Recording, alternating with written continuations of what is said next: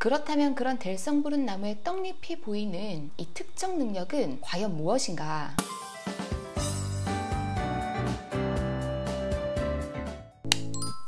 안녕하세요. 어디든 학교의 하유정입니다. 정말 오랜만에 인사드리는데요. 그동안 건강히 잘 지내셨죠? 오늘은 학업, 성적, 공부 이런 것보다 훨씬 더 중요한 이야기를 나눌 건데요. 오랜만에 영상으로 찾아뵙는 거라 어떤 주제로 시작할까 하다가 정말로 우리 부모님들과 꼭 나누고 싶었던 아이의 미래를 결정하는 이 능력에 대해서 말씀드릴까 해요. 언젠가 누군가가 저에게 아이들을 지도하다 보면 될성부른 나무는 한눈에 알아보시는지 물어보시더라고요. 저의 대답은 어떨까요? 네. 될성부른 나무의 떡잎은 한눈에 알아볼 수 있어요. 여기서 한눈에 알아본다는 건 굉장히 짧은 시간에 직관적으로 알아본다는 거예요. 직관적으로 파악한다는 것은 마치 관상을 보며 그 아이가 풍기는 이미지, 그런 느낌을 바탕으로 비합리적인 사고 과정을 하는 것이 아니라 그동안 수많은 아이들을 만나면서 얻게 된 경험과 그 숙련의 과정을 통해서 생기는 거죠. 그래서 새로운 아이들을 만나게 되는 그 3월 2일 첫날 잠깐 서로 인사를 나누는 시간, 그리고 또 잠깐의 수업 시간 같이 그 짧은 시간 동안 대부분의 아이들이 파악되거든요. 아이들이 취하는 태도나 제스처, 그리고 눈빛이나 말의 뉘앙스, 이런 비인지적 요소들에 의해서 아이들이 이 특정 능력을 가지고 있는지에 대한 유무가 파악이 되는 거예요. 그리고 아이들과 1년간의 시간을 보내면서 또 이제는 이미 성인이 된 아이들을 만나면서 그런 데이터들이 축적되거든요. 저는 될성부른 나무라고 표현하는 아이를 공부 잘하는 아이로 동격화하지 않아요. 이 부분은 굉장히 중요한 부분이에요. 나중에 아이가 성인이 되었을 때 자신이 하고 싶은 일을 스스로 찾고 주도적으로 자신의 삶을 살아갈 수 있는 그런 아이가 될성부른 나무죠. 그게 행복이 전제가 된 성공적인 삶인 거예요. 그렇다면 그런 될성부른 나무의 떡잎이 보이는 이 특정 능력은 과연 무엇인가? 바로 이 4가지예요. 먼저 첫 번째는 똑같은 역경이 주어졌을 때 다른 아이들보다 긍정적인 태도를 보여요. 같은 사건을 어떻게 해석하고 또 어떻게 받아들이는가의 주관적인 필터는 개인마다 그 크기와 질이 달라요. 그런데 이 긍정성은 선천적으로 타고나는 능력이 아니에요.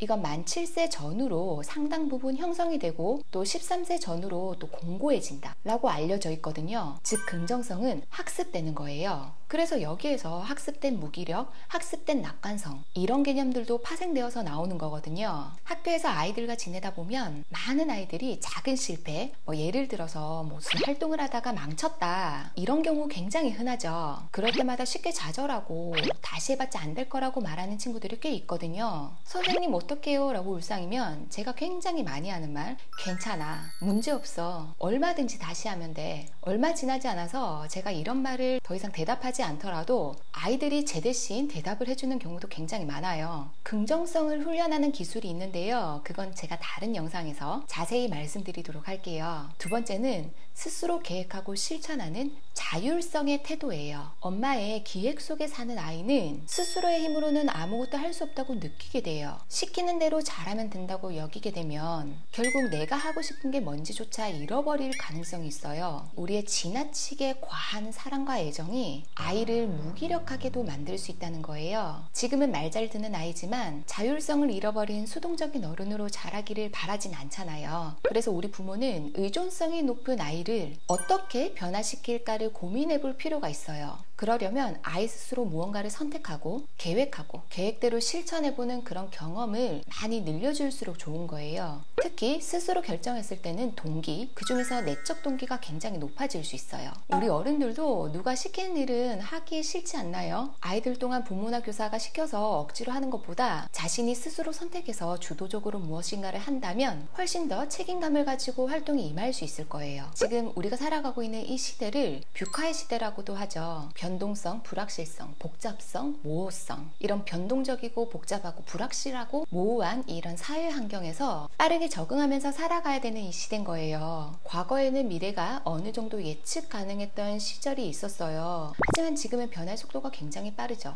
이때 자율성은 변화에 빠르게 적응해서 실행할 수 있는 최적의 능력인 거예요. 그래서 우리는 아이들에게 선택도, 그리고 그 선택에 따른 책임도 아이들의 몫으로 남겨주는 게 좋을 것 같아요. 세 번째는 포기하지 않는 근성이에요. 그릿이라고도 표현을 많이 하죠. 근성이라고 하는 것은 열정을 가지고 장기적인 목표에 몰두하는 태도를 말하는 거예요. 그릿의 저자인 더크워스에 의하면 학생들의 최종 성적을 예측할 수 있는 요인으로 IQ보다는 자제력 수치라고 이야기를 했어요. 그래서 이 근성은 자제력 그리고 만족 지연 능력 이런 것들과 연결이 되는 거예요. 그래서 뭔가 해야 되는 일을 꾸준히 성실하게 지속적으로 하는 능력, 그리고 어떤 것을 지금은 참아야 될 때 그렇게 일정 시간을 참고 기다릴 수 있는지, 이런 것들이 다 근성에 포함되는 거예요. 마지막 네 번째는 실패를 겪더라도 쉽게 좌절하지 않고 다시 일어설 수 있는 회복 탄력성이에요. 비 온 뒤에 땅이 굳는다라는 속담이 있죠. 그런데 이 속담은 안타깝게도 모든 사람들에게 적용되는 것은 아니에요. 간혹 비로 인해서 땅이 무너져 내리는 그런 경우도 있어요. 살다 보면 우리 어른들도 마찬가지로 누구나 돌불에 넘어지는 정도의 아픔이 지나가는 경우도 있고, 또 하늘이 원망스러울 만큼 불행을 겪기도 하잖아요. 하지만 이럴 때 더 단단해지는 아이가 되기 위해서는 이 마음의 근력,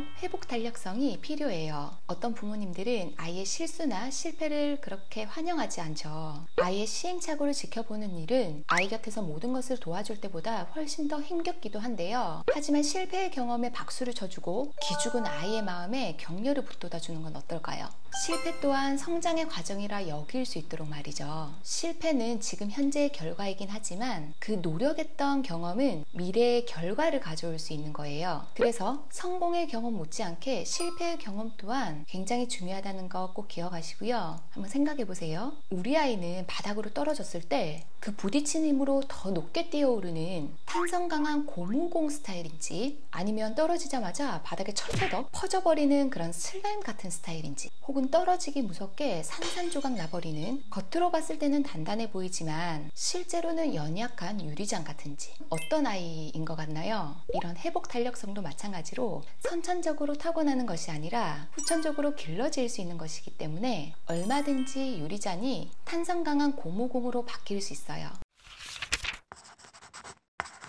긍정성, 자율성, 근성, 회복 탄력성, 이 네 가지 비인지적인 능력은 아이의 전반적인 태도를 결정하죠. 떡잎 아래에 깊숙하게 박혀있는 뿌리가 이 비인지적인 요소예요. 계속 강조드리는데요. 이건 타고난 선천적인 재능이 절대 아니에요. 뿌리 내리는 토양에 따라 후천적으로 길러지는 능력인 거예요. 우리 부모는 아이가 튼튼하게 뿌리 내리고 성장할 수 있도록 토양, 즉 환경을 조성해주는 역할인 거예요. 평소 긍정성을 보이는 모습, 아이의 자율성을 인정해주는 태도, 허용과 통제 사이에서 일관성 있는 양육 태도, 이런 양육 태도가 자제력, 근성을 길러주는 거죠. 또 실패를 허용하고 그 상황에서 아이를 격려하고 응원해주는 지지자로서의 역할, 이런 부모의 태도가 아이의 이런 비인지적인 요소 네 가지를 키워줄 수 있는 거예요. 부모가 아이에게 남들보다 더 빠르게 더 성장해라고 위에서 잡아당기는 그런 부모 주도적인 양육 방식은 아이라는 나무가 튼튼하게 뿌리 내리지 못하도록 방해하는 거예요. 우리가 학교라는 작은 집단과 아이의 역할을 학생으로만 한정한다면 자꾸 인지적인 능력에 초점을 맞추게 되죠.